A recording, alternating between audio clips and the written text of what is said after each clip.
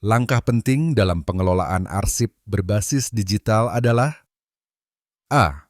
Membuat duplikat semua dokumen secara fisik. B. Melakukan backup data secara rutin. C. Menggunakan satu perangkat untuk semua dokumen. D. Membatasi akses ke dokumen hanya untuk supervisor. Halo pejuang P3K 2024, selamat datang kembali di portal kita, tempatnya informasi seputar seleksi ASN dan P3K. Di video kali ini, kita akan melanjutkan pembahasan soal kompetensi teknis dengan 25 soal terbaru yang wajib Anda kuasai. Yuk, langsung kita mulai. Soal nomor 51. Prinsip utama dalam pengelolaan arsip digital adalah A. Menyimpan semua dokumen tanpa penghapusan. B. Menggunakan sistem penyimpanan yang mudah diakses dan terorganisir. C. Memastikan dokumen hanya dapat dibuka di satu perangkat. D. Menghindari penggunaan cloud storage. Jawaban yang tepat adalah B. Menggunakan sistem penyimpanan yang mudah diakses dan terorganisir. Kita lihat pembahasannya. Arsip digital harus terorganisir dengan baik agar mudah dicari dan diakses saat dibutuhkan. Soal nomor 52. Apa manfaat utama dari penggunaan enkripsi pada dokumen digital? A. Membuat dokumen menjadi lebih besar ukurannya. B. Mempercepat akses ke dokumen. C. Melindungi dokumen dari akses yang tidak sah. D. Menambahkan watermark pada dokumen. Jawaban yang tepat adalah C. Melindungi dokumen dari akses yang tidak sah. Kita lihat pembahasannya. Enkripsi mengamankan dokumen dengan mengubah data menjadi format yang hanya dapat dibaca oleh pihak yang memiliki izin. Soal nomor 53. Dalam kebijakan privasi, data sensitif harus disimpan dengan cara yang A. Terbuka untuk semua karyawan. B. Diproteksi dengan kata sandi atau enkripsi. C. Disimpan dalam format hard copy saja. D. Tidak perlu pengamanan khusus. Jawaban yang tepat adalah B. Diproteksi dengan kata sandi atau enkripsi. Kita lihat pembahasannya. Data sensitif memerlukan proteksi tambahan untuk menghindari kebocoran informasi. Soal nomor 54. Apa yang dimaksud dengan sistem pengelolaan dokumen berbasis digital? DMS. A. Penyimpanan dokumen di hard drive fisik. B. Sistem untuk mengelola, menyimpan, dan mengakses dokumen secara digital. C. Pencetakan ulang dokumen lama. D. Penghapusan dokumen lama secara otomatis. Jawaban yang tepat adalah B. Sistem untuk mengelola, menyimpan, dan mengakses dokumen secara digital. Kita lihat pembahasannya. DMS dirancang untuk mempermudah pengelolaan dan pengaksesan dokumen secara efisien. Soal nomor 55. Fitur utama yang harus ada dalam sistem pengarsipan modern adalah A. Kemampuan pencarian dokumen berdasarkan metadata. B. Pembatasan akses hanya untuk manajer. C. Penyimpanan dokumen dalam format hard copy. D. Tidak memiliki fitur berbagi file. Jawaban yang tepat adalah A. Kemampuan pencarian dokumen berdasarkan metadata. Kita lihat pembahasannya. Metadata membantu pengguna menemukan dokumen dengan cepat berdasarkan informasi seperti nama, tanggal, atau kata kunci. Soal nomor 56. Kebijakan privasi yang baik dalam pengelolaan data adalah dengan A. Membatasi akses hanya pada pengguna yang berwenang. B. menyebarluaskan dokumen kepada semua anggota tim. C. Menghapus dokumen secara berkala tanpa evaluasi. D. Menyimpan semua dokumen dalam satu folder tanpa pengamanan. Jawaban yang tepat adalah A. Membatasi akses hanya pada pengguna yang berwenang. Kita lihat pembahasannya.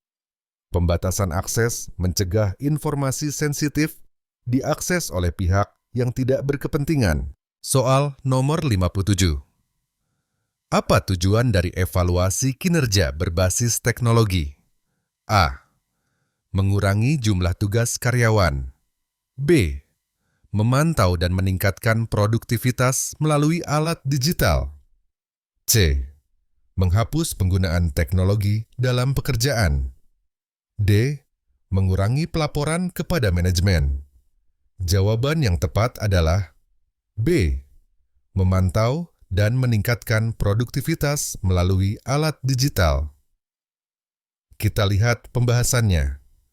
Evaluasi berbasis teknologi membantu menganalisis efisiensi kerja dan memberikan wawasan untuk perbaikan. Soal nomor 58. Contoh alat yang digunakan untuk memantau kinerja karyawan secara digital adalah A. Microsoft Word. B. Google Analytics. C. Slack. D. Time Doctor. Jawaban yang tepat adalah D. Time Doctor. Kita lihat pembahasannya. Time Doctor adalah aplikasi yang digunakan untuk melacak waktu dan produktivitas karyawan. Soal nomor 59. Apa yang harus dilakukan jika ditemukan dokumen digital yang mencurigakan? A. Menghapus dokumen tanpa pemberitahuan. B. Melaporkan dokumen kepada bagian keamanan data. C. Membagikan dokumen kepada semua pengguna. D. Membuka dokumen untuk memastikan isinya. Jawaban yang tepat adalah B. Melaporkan dokumen kepada bagian keamanan data. Kita lihat pembahasannya. Dokumen yang mencurigakan harus dilaporkan agar dapat diperiksa keamanannya. Soal nomor 60. Langkah penting dalam pengelolaan arsip berbasis digital adalah A. Membuat duplikat semua dokumen secara fisik. B. Melakukan backup data secara rutin. C. Menggunakan satu perangkat untuk semua dokumen. D. Membatasi akses ke dokumen hanya untuk supervisor. Jawaban yang tepat adalah B. Melakukan backup data secara rutin. Kita lihat pembahasannya. Backup data penting untuk mencegah kehilangan data akibat kerusakan atau serangan siber. Soal nomor 61. Manfaat utama dari melakukan backup dokumen secara rutin adalah A. Mengurangi kebutuhan penyimpanan. B. Memastikan data dapat dipulihkan jika terjadi kehilangan atau kerusakan. C. Menghindari perlindungan data sensitif. D. Menghapus dokumen yang sudah lama. Jawaban yang tepat adalah B. Memastikan data dapat dipulihkan jika terjadi kehilangan atau kerusakan. Kita lihat pembahasannya.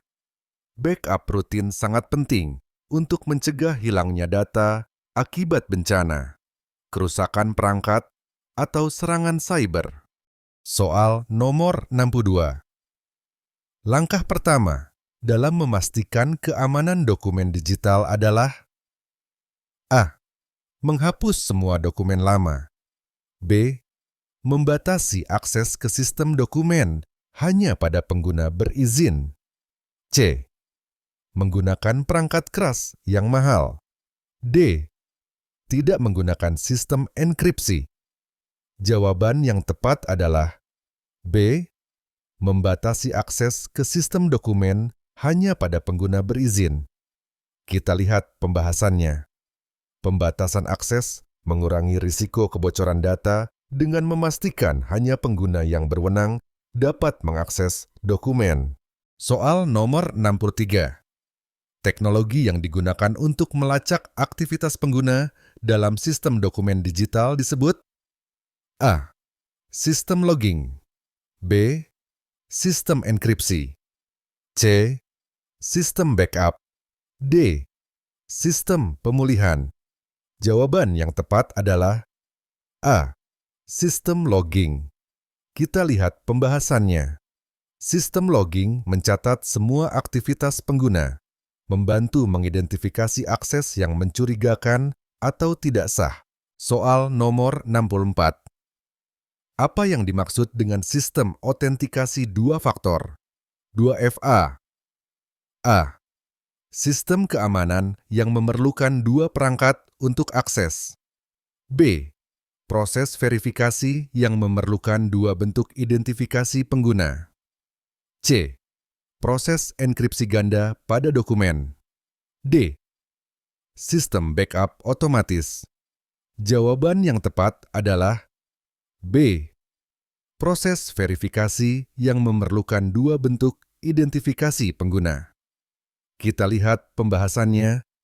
2FA adalah lapisan keamanan tambahan yang memerlukan dua cara verifikasi untuk mengakses sistem. Soal nomor 65.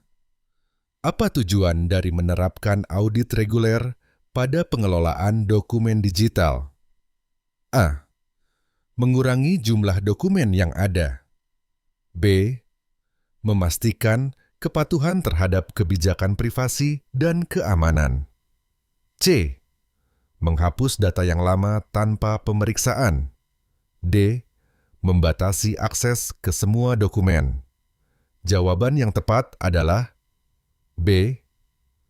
Memastikan kepatuhan terhadap kebijakan privasi dan keamanan. Kita lihat pembahasannya. Audit reguler membantu mengidentifikasi celah keamanan dan memastikan semua proses sesuai standar yang ditetapkan. Soal nomor 66. Ketika menggunakan aplikasi berbasis cloud, kebijakan privasi yang harus diterapkan adalah A. Membagikan dokumen kepada semua pengguna. B. Membatasi akses hanya pada pengguna berwenang. C. Menghapus dokumen secara otomatis setiap minggu. D. Menghindari penggunaan kata sandi. Jawaban yang tepat adalah B. Membatasi akses hanya pada pengguna berwenang. Kita lihat pembahasannya. Membatasi akses ke dokumen cloud, memastikan keamanan, dan mencegah kebocoran data. Soal nomor 67. Fitur Microsoft Teams yang membantu evaluasi produktivitas adalah A. Task Management. B. File Sharing. C. Video Calling. D. Notes. Jawaban yang tepat adalah A. Task Management. Kita lihat pembahasannya. Fitur Task Management memungkinkan pemantauan tugas yang telah diselesaikan dan yang sedang berlangsung. Soal nomor 68. Dalam evaluasi berbasis teknologi, data kinerja karyawan dapat dianalisis menggunakan A. Microsoft Paint. B. Power BI. C. VLC Media Player. D. WhatsApp. Jawaban yang tepat adalah B. Power BI. Kita lihat pembahasannya. Power BI adalah alat analisis data yang memberikan wawasan tentang kinerja berdasarkan data karyawan. Soal nomor 69. Manfaat utama dari menerapkan kebijakan privasi yang kuat dalam administrasi digital adalah A. Meningkatkan transparansi dalam pengelolaan data. B. Mengurangi jumlah pengguna dalam sistem. C. Mempercepat penghapusan dokumen lama. D. Membatasi akses data kepada semua pengguna. Jawaban yang tepat adalah A. Meningkatkan transparansi dalam pengelolaan data. Kita lihat pembahasannya. Kebijakan privasi yang kuat menciptakan kepercayaan dengan menjaga kerahasiaan dan transparansi dalam pengelolaan data. Soal nomor 70. Langkah terakhir yang penting dalam evaluasi kinerja menggunakan teknologi adalah A. Menyimpan hasil evaluasi tanpa analisis. B. Menggunakan hasil untuk pengambilan keputusan strategis. C. Menghapus semua data setelah evaluasi. D. Membatasi akses ke laporan evaluasi. Jawaban yang tepat adalah B. Menggunakan hasil untuk pengambilan keputusan strategis. Kita lihat pembahasannya. Hasil evaluasi harus digunakan untuk menentukan langkah perbaikan dan strategi masa depan. Soal nomor 71. Dalam pengelolaan arsip elektronik, untuk memastikan keamanan data dari akses yang tidak sah, salah satu langkah yang paling efektif adalah A. Menggunakan kata sandi yang mudah diingat. B. Menyimpan arsip dalam format yang dapat diubah. C. Mengaktifkan enkripsi pada data. D. Menyimpan arsip pada perangkat yang tidak terhubung ke internet. Jawaban yang tepat C. Mengaktifkan enkripsi pada data. Kita lihat pembahasannya. Enkripsi membantu mengamankan data dengan mengubah informasi menjadi format yang tidak dapat dibaca tanpa kunci dekripsi, melindungi data dari akses yang tidak sah. Soal nomor 72. Dalam tata naskah dinas, pada bagian lampiran, informasi yang sebaiknya tercantum adalah A. Identitas penerima surat. B. Ringkasan isi surat. C. Daftar dokumen yang menyertai surat. D. Nama pengirim surat, jawaban yang tepat. C. Daftar dokumen yang menyertai surat. Kita lihat pembahasannya. Lampiran pada surat dinas berisi informasi tentang dokumen atau materi yang disertakan bersama surat tersebut agar penerima mengetahui seluruh isi surat yang terkait. Soal nomor 73. Aplikasi berbasis digital yang banyak digunakan dalam administrasi untuk mengelola jadwal dan pertemuan adalah A. Google Calendar. B. Adobe Acrobat. C. Microsoft Word. D. Corel Draw. Jawaban yang tepat A. Google Calendar. Kita lihat pembahasannya. Google Calendar adalah aplikasi yang sangat berguna dalam mengatur jadwal, membuat pengingat, dan memudahkan kolaborasi jadwal dengan rekan kerja atau atasan. Soal nomor 74. Sebuah perusahaan meminta Anda untuk menyusun laporan keuangan bulanan. Aplikasi yang paling tepat digunakan untuk tujuan tersebut adalah A. Microsoft Word. B. Microsoft Excel. C. Microsoft PowerPoint. D. Google Docs. Jawaban yang tepat B. Microsoft Excel. Kita lihat pembahasannya. Microsoft Excel adalah aplikasi yang tepat untuk menyusun laporan keuangan karena memiliki kemampuan untuk menghitung, menganalisis, dan memvisualisasikan data keuangan. Soal nomor 75. Dalam etika kerja, menjaga komunikasi yang baik dan profesional dengan kolega atau atasan sebaiknya dilakukan melalui A. Menggunakan bahasa informal dalam email. B. Mengabaikan masalah komunikasi jika tidak terlalu penting. C. Menyampaikan pendapat dengan jelas dan sopan. D. Menghindari komunikasi untuk mencegah konflik. Jawaban yang tepat C. Menyampaikan pendapat dengan jelas dan sopan. Kita lihat pembahasannya. Etika komunikasi yang baik mencakup penyampaian pendapat dengan cara yang jelas, profesional, dan sopan, agar pesan yang disampaikan dapat diterima dengan baik oleh lawan bicara. Demikian video soal latihan kompetensi teknis kali ini. Nantikan video soal lainnya yang akan segera hadir. Jangan lupa like, share, subscribe, agar tidak ketinggalan video soal latihan selanjutnya.